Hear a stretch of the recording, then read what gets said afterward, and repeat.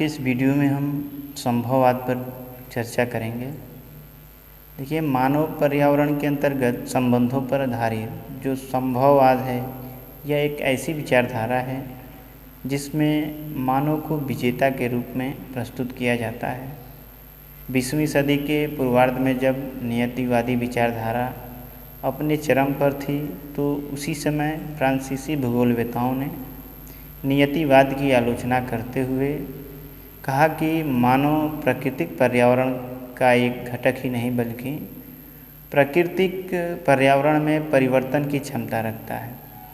अर्थात मानव समुदाय प्राकृतिक पर्यावरण में सर्वाधिक शक्तिशाली होता है। लुसियन फेब्रे ने अपनी पुस्तक जियोग्राफिकल इंट्रोडक्शन टू हिस्ट्री में पहली बार संभववाद शब्द का प्रयोग किया था। उनके अनुसार कहीं भी अनिवार्यता नहीं बल्कि सर्वत्र संभावनाएं और मानव इन संभावनाओं के स्वामी के रूप में उनके प्रयोग का निर्णायक है। संभववाद को एक विचारधारा के रूप में स्थापित करने का जो श्रेय है वाइडल डी लाब्लास को जाता है।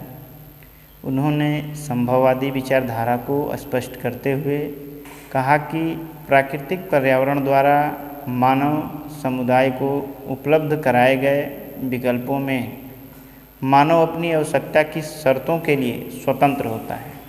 उनके अनुसार प्रकृति की स्थान सलाहकार से अधिक नहीं है, अर्थात nature is never then adviser. उन्होंने अपनी जेनर डी वी यानी लाइफ स्टाइल अर्थात विशिष्ट जीवन पद्धति की संकल्पना के माध्यम से स्पष्ट किया कि मानव समुदाय की जीवन शैली प्राकृतिक पर्यावरण में परिवर्तन का सामर्थ्य रखती है। ब्लास की विचारधारा के समर्थक ब्रून्स और डिमांजिया ने भी मनुष्य और उसके कार्यों को प्रमुख स्थान दिया। डिमांजिया ने तो मानवीय क्रियाकलापों की जो महानता है उसको स्पष्ट करते हुए कहा कि जो उपजाऊ मिट्टी में तब तक जो है खेती नहीं की जा सकती है जब तक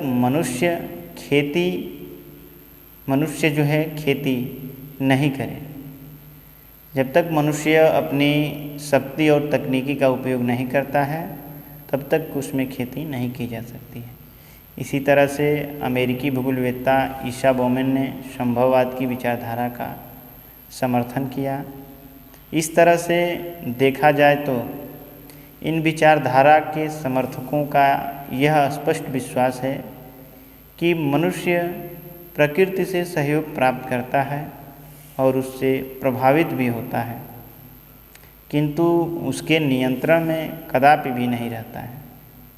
इस विचारधारा का ही प्रभाव था कि औद्योगिक क्रांति के समय मानव समुदाय द्वारा तकनीकी विकास द्वारा संसाधनों के दोहन को बढ़ावा देकर के आर्थिक विकास की जो गति थी इसको प्रदान की गई थी।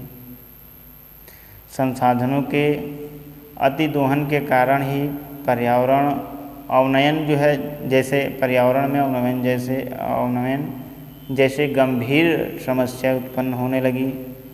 इस विचारधारा के आधार पर विकसित जो आर्थिक निश्चयवादी उपागम है इसमें मनुष्य को प्राकृतिक संसाधनों का स्वामी घोषित कर दिया।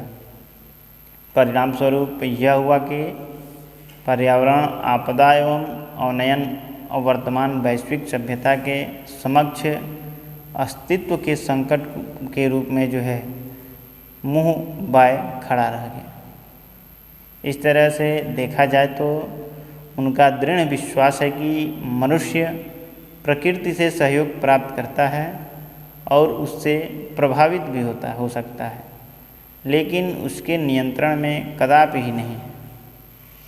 वर्तमान संदर्भ में यदि संभववाद की व्यवहारिकता को परखा जाए तो ये सही है कि मनुष्य ने अपने कौशल के बल पर ही ऐसी वस्तुओं का निर्माण किया है तथा प्रतिकूल स्थानों पर रहने योग्य आवास निर्माण किया है, जिससे कुछ हद तक यह विचारधारा सही लगती है। लेकिन उसके ऐसी गति ने प्रकृति को क्रोधित कर दिया है, जिससे मानव आपदाओं के ढेर पर जो है बैठ गया है। यदि वह अपनी गतिविधि ऐसे ही जारी रखता है तो प्रकृति जब अपना कहर ढाहेगी तो सभ्यता की सभ्यता नष्ट हो जाएगी। वर्तमान समय में प्रकृति ने कई आपदाओं के रूप में अपना रुद्र रूप दिखा भी दिया है। इसी कारण नवनियतिवाद की संकल्पना वर्तमान समय में ज़्यादा प्रासंगिक है, जो प्रकृति के साथ मानव के समायोजन पर भी बल देती है। संभववाद वर्तमान में मानववाद एवं कल्याणवाद के रूप में भूगोल में फल फूल रही है।